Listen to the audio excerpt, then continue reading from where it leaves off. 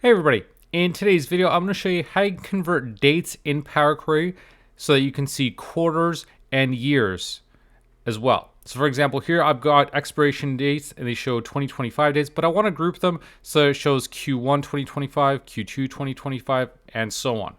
So it's really easy to set that up in Power Query. All I need to do is create another column and pull in the quarter and the year. So I'm going to go to the Add Column tab and click on Custom Column. And I'm going to call this column Period. And for the first part of my function, I'm going to pull in the quarter.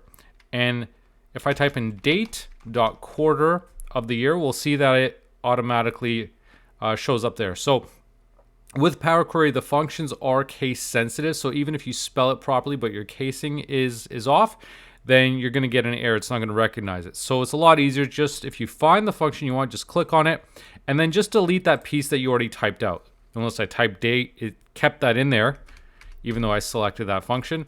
So it added to it. So we've got the function here. I'm going to open up parentheses and reference that expiration date, which contains my dates. Close that out, hit OK. And so that's what I've got so far. I've got that value that tells me the quarter of the year that it relates to. I've got 1, 2, 3, 4, all 4 quarters of the year. Now, normally when we're referencing a quarter, we put a Q in front of it. So I'm going to click on the gear icon. I'm going to show you how we can do that.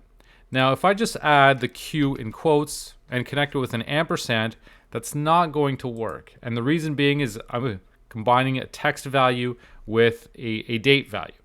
So to fix this, I'm going to go back into there, into my custom column. And now I'm going to select text or enter text.from. And that's basically going to convert this into a text value. So now I can group this text value with this text value as well. So it's taking that date value, that quarter, converting it into a text. And now I've got Q1. And here I've got Q2 and Q3 and Q4.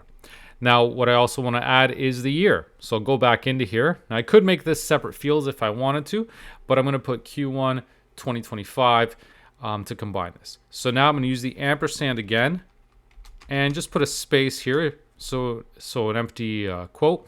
And I'm going to use date.year this time. And again, reference that expiration date. And I'm also going to have to use text.from again to convert this into a text value. Text.from. And so now I should have Q1 2025. So just like that, I've got the period where we've got the quarter and the year. Now, of course, you could have these separate if you wanted to. For example, if I wanted one period, one field that has a quarter, one that has the year, I could break these up.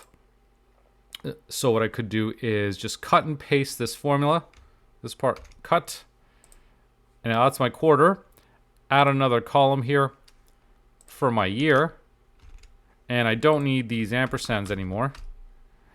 And I don't even need really the text.from because I'm not needing to convert it.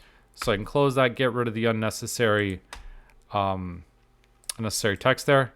And now I've got the period as well as the year. So you can combine them all or you can make them separate, but with a lot of different date fields and functions in Power Query, it's really easy to separate that out and use that date field that you've already have and convert it into quarters or years or even combine them. The key thing is when you're combining it, you're mixing text and numbers. Use that text.from function, and what that's going to allow you to do is convert those date values, those numerical values, into text. That's all right for this video. If you did like it, please make sure to leave a like and subscribe for more. Thanks for watching.